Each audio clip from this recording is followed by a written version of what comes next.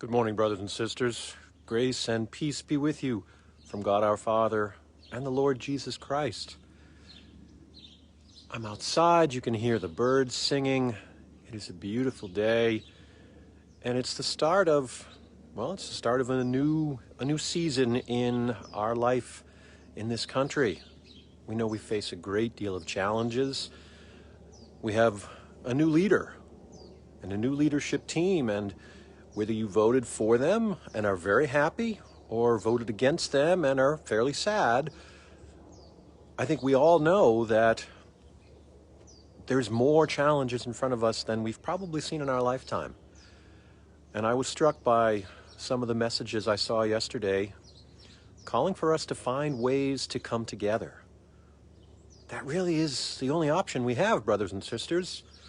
We need to come together. But I think everyone agrees with that in some way, shape, or form. But the real question becomes, how do we do that? How do we do that without blaming one another? How do we do that without belittling one another? How do we do that without yelling at one another for the things that we don't agree on or that we don't believe in the same way?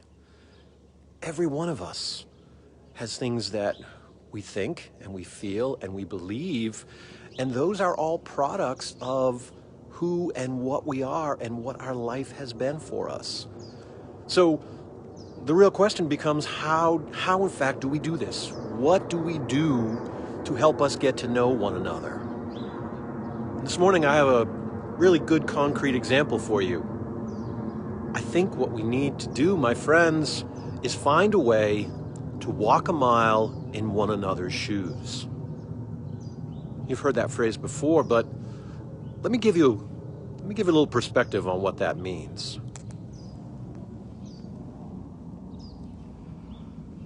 Think about the man who has lost his job and his livelihood and is struggling to find a way to support his family.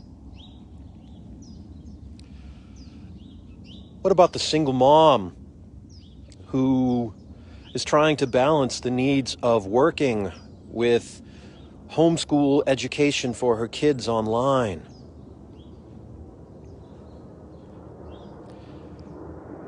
What about the young woman who's been abused and feels that in some ways it's her fault and doesn't know who she can turn to?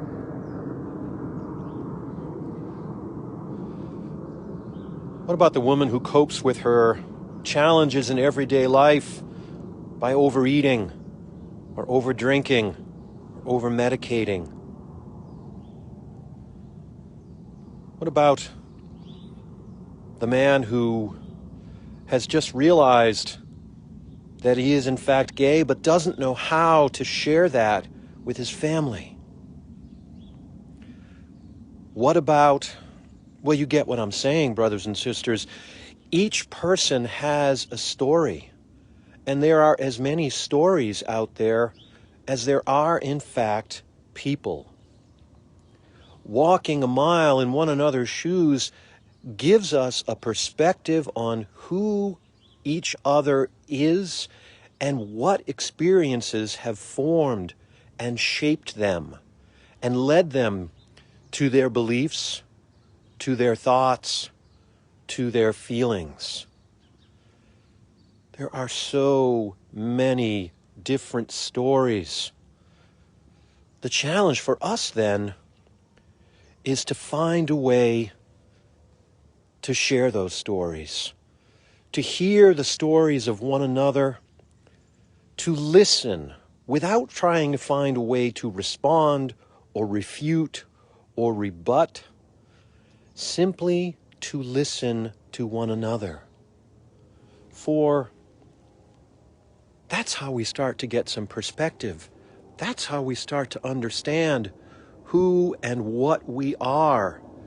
We are an amazing assortment of stories and life experiences. And if we take the time to walk a bit in one another's shoes, well, we just may find that common ground that we are seeking, but has proven so challenging for us to find. We have a means of doing that.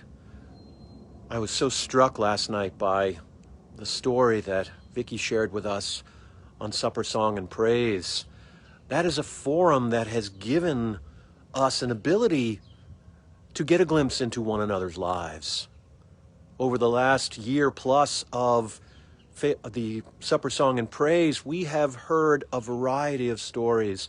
We have heard from people who were considering suicide. We have heard from people who have been raped, who are drug addicted, who have been abused, who have been in abusive relationships. We have heard from people who have had children murdered. We have heard from people in all situations. And these are ways that we can walk with one another and learn from one another. Sisters, brothers, that is our call, and that is the way forward. Unity is important, but the way to get to there can be so challenging.